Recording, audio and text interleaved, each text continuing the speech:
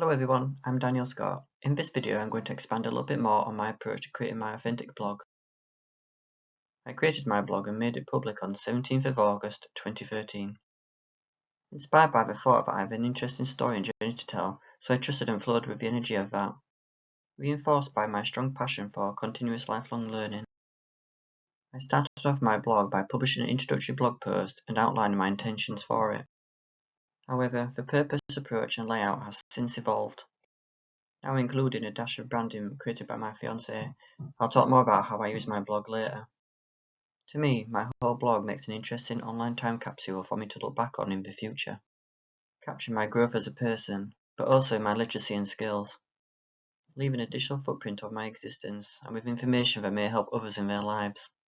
As I have journaled for such a long time, I believe it has developed a sense of credibility in my story and career.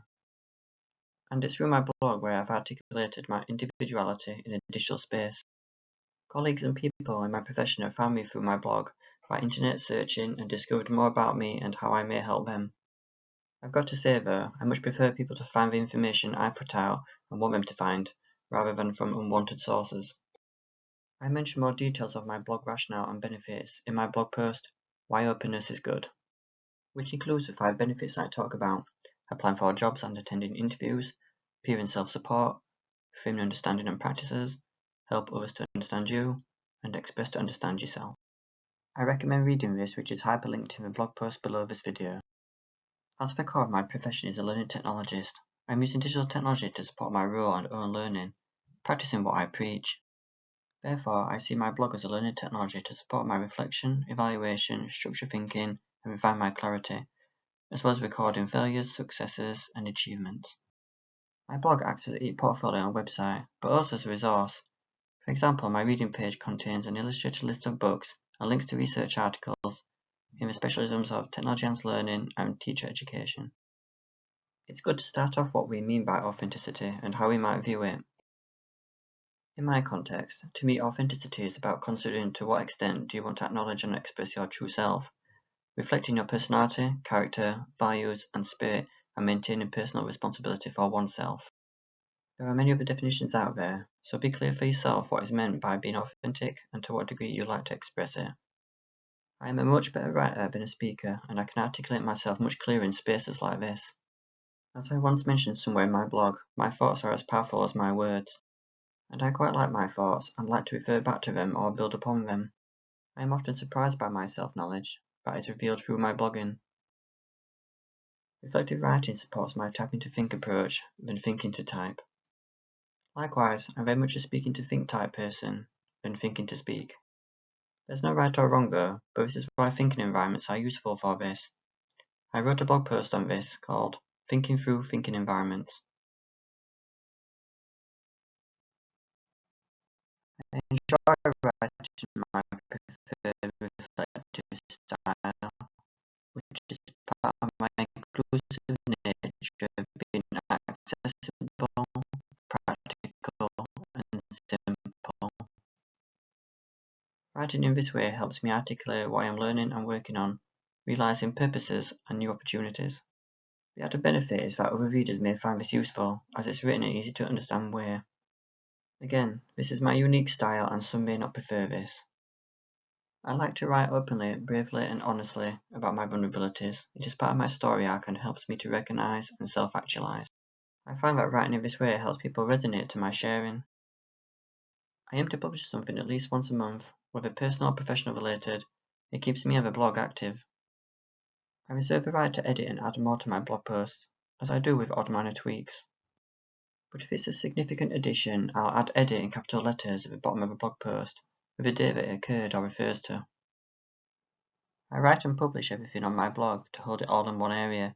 I don't separate articles and publish on different platforms, for example, not write specific posts for LinkedIn. So, what do I share? I publish a variety of things. Professionally, some work or project outputs and in-development pieces, reflections on my practices, observations and perspectives, learning from courses or conferences, webinars and guest talks. Personally, how I learn, changes in my life, motivations, and travelling. I don't just write about what I did or am doing, but I include the messiness and difficulties in between, what did and didn't work, and why, the faults and causes, whether by me or something else. I find real joy and satisfaction in producing tangible things. There's a kind of power in the process of publishing something where you take extra care in what you are producing, probably because it's going into the public domain. My blog predominantly contains text, hyperlinks, images, and video. I used to do vlog type videos. My first one was introducing myself, quite cringe, but I now do stuff like this video and also convert presentations to video. I use YouTube to host my videos and embed into my blog posts. I also make use of the YouTube video description area to indicate where this video is featured, like this one below. I am quite raw in describing my experiences, but I express them in a positive tone due to my nature and my outlook on life. Whilst I do include grit in my experiences, I don't slander by naming and shaming people or organisations. Now that wouldn't be authentic, just sabotaging yourself. I sometimes receive unexpected feedback from people telling me that they enjoy my writing and style, so it's good to hear every now and again that people find my sharing and story arc helpful and inspiring. A major downside I'm aware of is that I can write or record too much, and as a result, lose sense of the aim of a blog post. I also find it hard to discard text, and often my blog acts as a mind dump, even a depository of raw ideas and thinking over a period of time, which can later be adapted for future blog posts or other work outputs. Sometimes my writing can be incoherent, which I think is good and is okay to present like that, as often I find I have to go through chaos and mess to make sense of a situation or to learn from it. I'm not going to go through all the technicalities of Google Blogger, which is the platform I use, but I will show some notable features of my blog. I do use social media, and some posts I copy into my blog, but not via the embed route, although that's more visually appealing. Reason being, when I export my blog to back it up, blog post content is included, the XML format.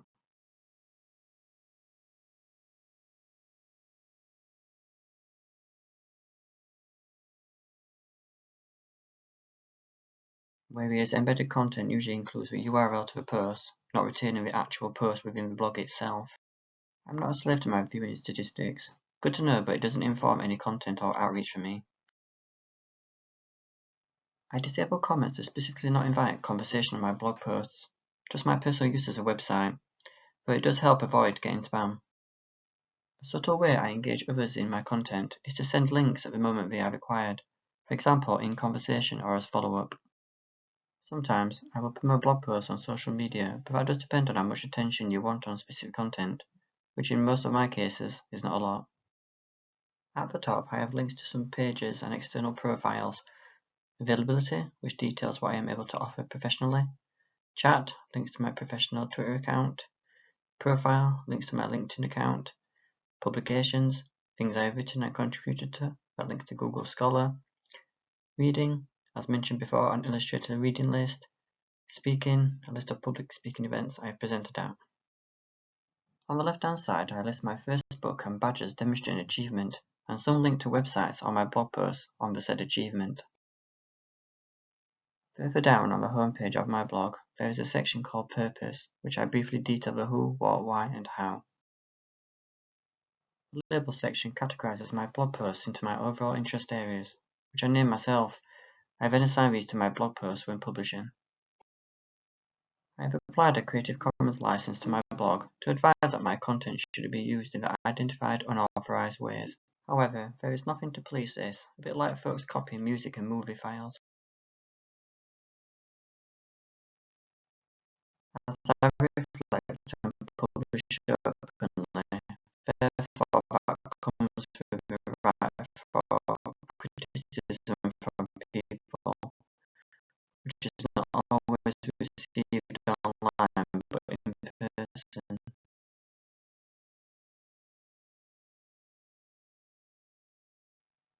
If you choose to have your blog public like mine, you'll no doubt encounter criticism from readers or peers, especially when journaling about your contributions and efforts, which I have experienced on a handful of occasions and comes to the caveat I mention in a few moments. So, like with my writing and expressions, be brave and don't let others' views put you off. Critics are always present, but their views don't always matter. It is my truth and my truth to tell, but as before, always be positive. I often write in an evidential way, 1. I want to remember my contributions and the work I did. 2. I have suffered previously where I don't get the credit in the areas I should, especially when it comes to ideas, leadership, management and strategy. Many times have I contributed to these, then changes get implemented, but usually the person who gets the credit is in a higher role or accountable for that piece of work. So as a result, I document my individual contributions, for me, so I know what I have done, but also my role in collective efforts. I suffer terribly from imposter syndrome, so again I have to remind myself I am bloody brilliant at some things. A good way to be imposter is to look at some past successes and achievements.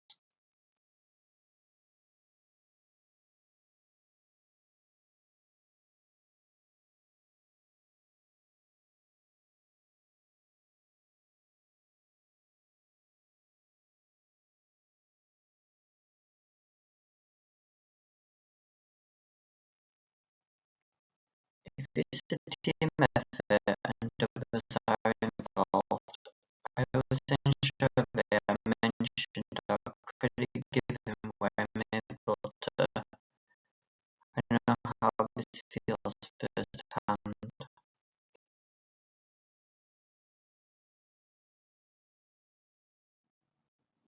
But not everyone likes to be named visibly or publicly, so you have to be mindful of that. Here's a caveat with that though. Needing or wanting to give credit for specific work, but the person is not wanting their name being stated either, and does need to be given for absolutely everything.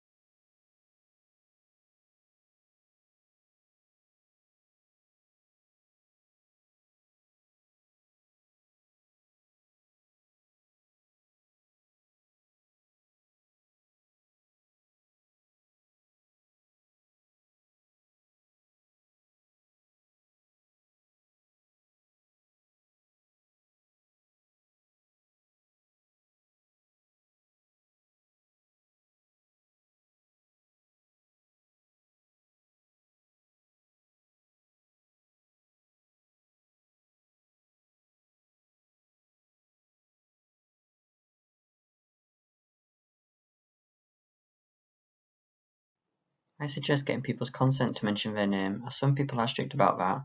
Otherwise, keep it anonymous as best you can, which is what I aim to do with specific people. But if someone had an issue with any content, depending on the nature of it, especially with the blurred boundaries of intellectual property rights, the polite thing to do is either amend, remove, or credit the person or organisation.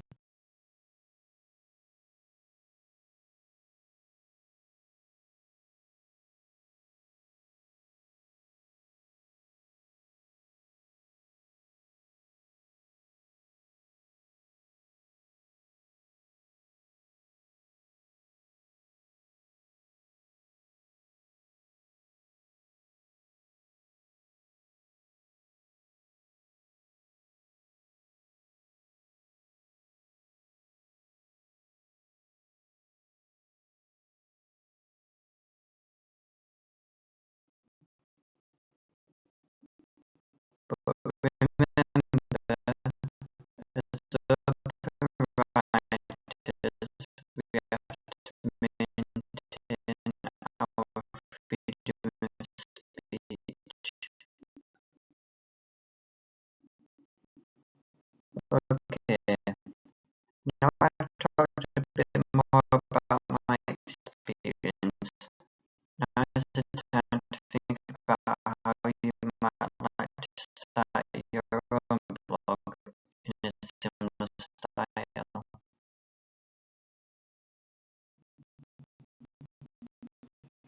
It's good practice to think through the purpose of a blog. I created mine through pure inspiration to share my learning, highs and lows, life, work experiences, successes, failures, achievements, and my overall journey in an open public space, with a hope that others can benefit from it. It's just my nature. I'm a sharer and supporter at heart. Before getting started with creating a blog, I'd now like to invite you to pause this video and consider the pointers on the screen.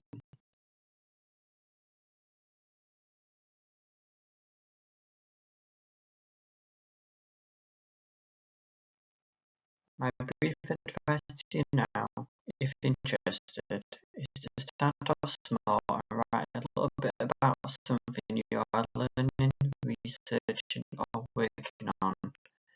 Could be both inside or outside of your work.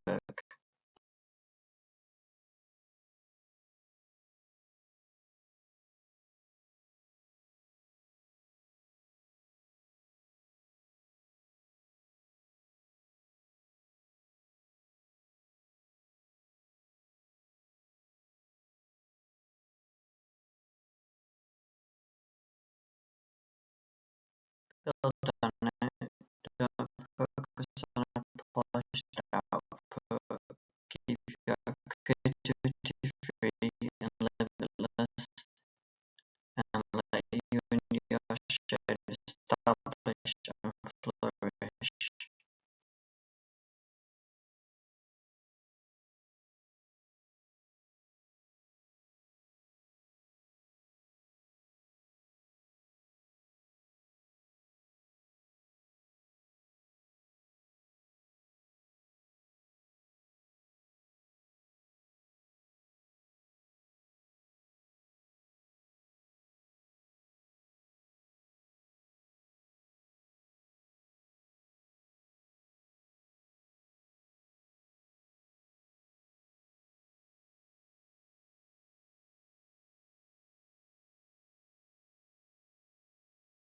Then think about how you'd like to share it widely and how little or big you want your blog to be.